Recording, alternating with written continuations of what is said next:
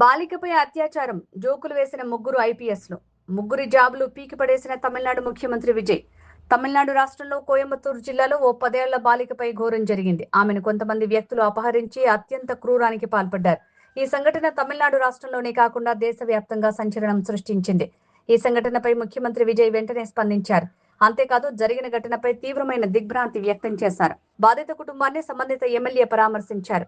ఈ కేసులో పోలీసులు వేగంగా వ్యవహరించారు. నేరుగా ముఖ్యమంత్రి నుంచి ఆదేశాలు రావడంతో విచారణను వేగవంతం చేశారు. ఫలితంగా ఈ ఘటనకు పాల్పడిన ముగ్గురు వ్యక్తులను అరెస్టు చేశారు. ఈ కేసుకు సంబంధించిన విషయాలను చెప్పడానికి నిన్న ఒక మహిళా ఐజీ అధికారి, 2 ఐపీఎస్ అధికారులు విలేకరుల సమావేశం ఏర్పాటు చేశారు. దానికంటే ముందు వారు ముగ్గురు నవ్వుతూ కనిపించారు. ముఖ్యంగా మహిళా ఐజీ అధికారి అయితే తోటి ఐపీఎస్ అధికారులతో సరదాగా నవ్వుతూ ముచ్చటించారు. గోర్లు గిల్లుతూ ఈ సంఘటనపై అత్యంత నిర్లక్ష్యంగా వ్యవహరించారు.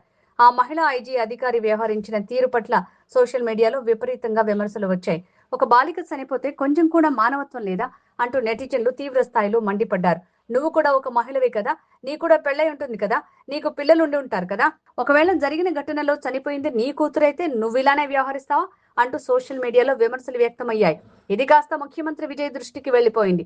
విజయ్ వెంటనే స్పందించారు. ఆ ముగ్గురు ఐపీఎస్ అధికారుల్ని సస్పెండ్ చేస్తూ నిర్ణయం తీసుకున్నారు. ఒక కేసు వ్యవహారంలో పోలీసులు నిజాలు చెప్పేటప్పుడు ఇలా వ్యవహరించకూడదని సూచించారు. ప్రజలకు పోలీసులు జవాబుదారీగా ఉండాలని, శాంతి భద్రతల్ని పరిరక్షించాలని సూచించారు. దారుణంగా వ్యవహరించే అధికారుల మీద ఏమాత్రం జాలి చూపించాల్సిన అవసరం లేదని విజయ్ ఘాటుగా వ్యాఖ్యానించారు. ఈ మేరకు తన ట్విట్టర్ ఖాతాలో సుదీర్ఘ పోస్టు పెట్టారు. జరిగిన ఘటనపై తాను విచారం వ్యక్తం చేస్తున్నానని, పోలీసులు ఇకపై ఇలా వ్యవహరించకూడదని ఆయన సూచించారు. అందువల్లే ఆ ముగ్గురు అధికారులపై సస్పెన్షన్ వేటు వేస్తున్నట్టు వెల్లడించారు. విజయ్ తీసుకున్న నిర్ణయం పట్ల దేశవ్యాప్తంగా ప్రశంసలు లభిస్తున్నాయి. విజయ్ ని చూసి మిగతా ముఖ్యమంత్రులు నేర్చుకోవాలని నెటిజన్లు హితవు పలుకుతున్నారు. విజయ్ ఏమాత్రం నిర్లక్ష్యం వహించలేదు. ఆ ముగ్గురు పోలీసు అధికారుల్ని సస్పెండ్ చేయించాడు. దీన్ని బట్టి పోలీసులు ఎలా ఉండాలో, ఎలా ఉండకూడదో తెలుసుకుంటారని నెటిజన్లు సోషల్ మీడియాలో వ్యాఖ్యానించారు.